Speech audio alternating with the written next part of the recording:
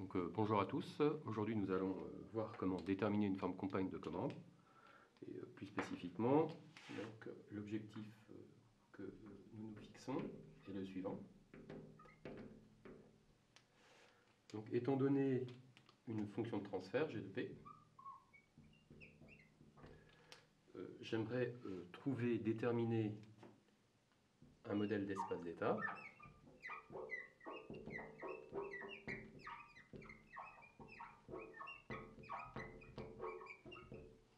Donc cet état-là, on va le noter x de t, dont on précisera les dimensions plus tard. Donc un modèle d'espace d'état x de t et les matrices ABCD.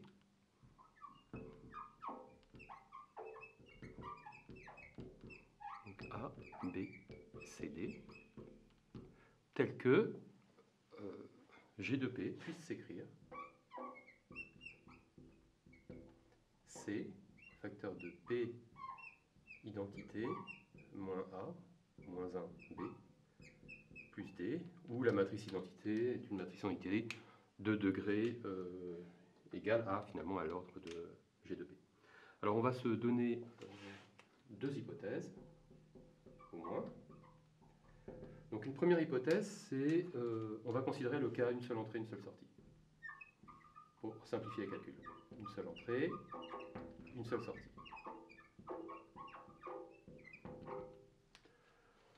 Deuxième hypothèse, on va supposer que la matrice G de P, la fonction de transfert G de P puisse s'écrire de cette manière-là. Donc G de P s'écrit D plus Bn-1 P puissance n-1 plus etc. plus B0 sur P puissance n plus an-1 P puissance n-1 plus etc. plus A0.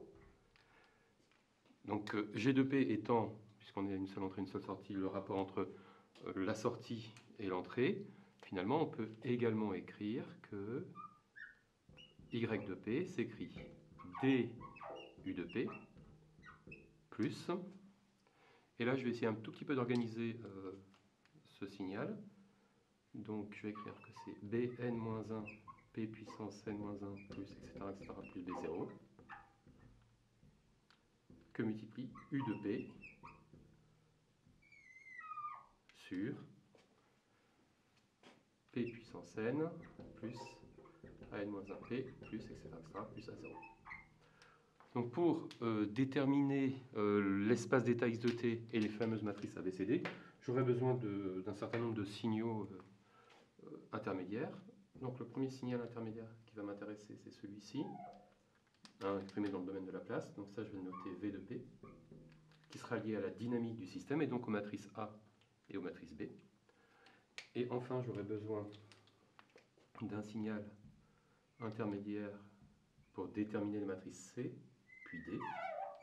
Donc ça, je vais appeler ça Y1 de P. Donc maintenant, on va s'intéresser au calcul de la dynamique. Donc c'est-à-dire à la détermination de X et des matrices A et B. Donc pour le calcul de la dynamique,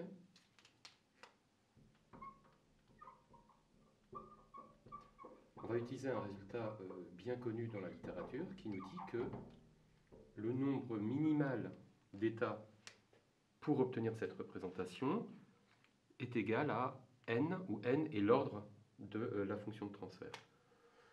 Donc on considérera qu'on va déterminer n états, où n c'est l'ordre de G. D'accord ? À partir de là, on va pouvoir utiliser cette première relation pour déterminer la dynamique. Donc pour ce faire, c'est pas très compliqué, on va poser x1 égale à v de p, x1 de p égale à v de p, et on va utiliser les dérivées successives de v de p pour générer les états. Ainsi, on va poser x1 de p égale à v de p,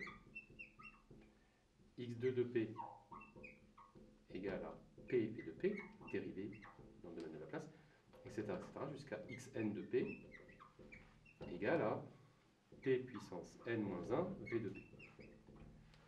Alors, ceci peut se transcrire en utilisant la transformée de Laplace inverse dans le domaine temporel. Et dans le domaine temporel, je peux écrire que x1 de t, ça vaut v de t. x2 de t vaut v point de t, etc., etc., jusqu'à xn de t, qui est égal à la dérivée n-1e fois de t. Donc pour déterminer une modélisation sous forme d'espace d'état, il va falloir que je dérive ces états. Et lorsque je vais dériver ces états, je vais obtenir un certain nombre de relations que je vais pouvoir exploiter. Donc la dérivée de x1 de t, c'est v point, mais v point, c'est x2. Je continue. La dérivée de x2, c'est v dérivée 2 fois, qui va être égal à x3. Et donc finalement, je vois apparaître des relations assez sympathiques, relativement simples. Donc, je vais pouvoir exprimer les dérivées successives. Et finalement, il va nous manquer un seul terme à déterminer, qui est la dérivée de xn. Alors, pour calculer la dérivée de xn, ce n'est pas très compliqué. Il va falloir utiliser cette relation-là. Donc, si j'utilise cette relation, donc v de p égale à u de p sur pn plus an-1p plus etc., plus a0, je vais pouvoir déterminer pn v de p. Donc en fin de compte, on note facilement que pn v de p, c'est-à-dire pxn de p, c'est égal à, en utilisant cette relation-là, moins a0 v de p, moins a1 pv de p, etc., plus u de p. Cette dernière relation-là, si je la transcris directement ici, en temporel, je vais obtenir la chose suivante. Donc la dérivée de xn de t, c'est moins a0 v de p, mais v de p c'est x1. Donc ça fait moins a0 x1 de t, moins a1 x2 de t, etc., jusqu'à moins an-1 xn de t, plus u. On reconnaît là la matrice dynamique A et la matrice de commande B qu'on pourra écrire juste après plus tard. Il nous reste maintenant à calculer l'équation de sortie, donc calcul de la sortie. Le calcul de la sortie ne se fait de manière pratiquement identique. Et là, pour le coup, on va utiliser plutôt ce cadre-là, donc la valeur de y1 puis la valeur de y. Alors que vaut y1 de p, finalement, en fonction de v de p? Donc y1 de p, en rose, c'est bn-1, pn-1, plus etc., plus b0, que multiplie v de p. Et cette expression-là, finalement, je peux également l'écrire en temporel en m'appuyant sur ces relations-là. Donc je vais l'écrire ici, par exemple. Donc y de t, ça vaut. Donc v de p que multiplie p puissance n-1 que multiplie bn-1, c'est-à-dire xn. Donc je vais obtenir, alors b0 v de p, b0 v de p c'est b0 x1 de t, plus y1, pardon, etc., plus bn-1 que multiplie xn de t. On a pratiquement fini. Il suffit maintenant de calculer y de t, que je vais noter ici. Y de t, c'est juste l'addition de y1 avec du de t dans le domaine temporel. Donc b0, je réécris, plus bn-1, xn de t, plus du de t. Ben maintenant, il n'a plus qu'à concaténer ces expressions-là, donc cette expression-là et celle-ci, pour trouver les matrices A, B, C, D.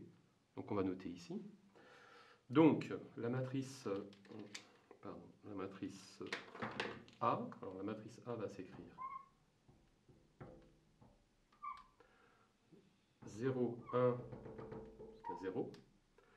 La matrice, ensuite la deuxième ligne, c'est 0, 0, 1 jusqu'à 0. Donc ici, on va avoir une surdiagonale de 1. Ici, on va arriver jusqu'à 0. 0. Et finalement, la dernière ligne, ça va être celle-ci. Donc je vais avoir moins A0, x1, etc., etc., etc., jusqu'à moins AN, moins 1, xn. Pour la matrice B, ben, je vais pouvoir récupérer, donc ici ça ne dépend pas de U, ça ne dépend pas de U, ça dépend de U juste pour la dernière ligne. Voilà. Donc cette matrice, donc la paire AB, c'est ce qu'on appelle une forme compagne de commande, hein, d'où le titre. Ensuite, pour la matrice C,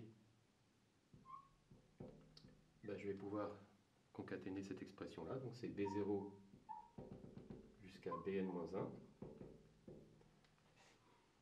Et ensuite la matrice D, la matrice de transfert direct, c'est le petit d, d'accord, qui récupère évidemment le transfert direct qui existe entre U et Y. Donc on a trouvé A, B, C et D, et on pourrait montrer hein, évidemment qu'on a cette relation-là. Donc ça conclut cette capsule sur la forme compagne de commande. Je vous remercie de votre attention et on va passer à un exemple maintenant.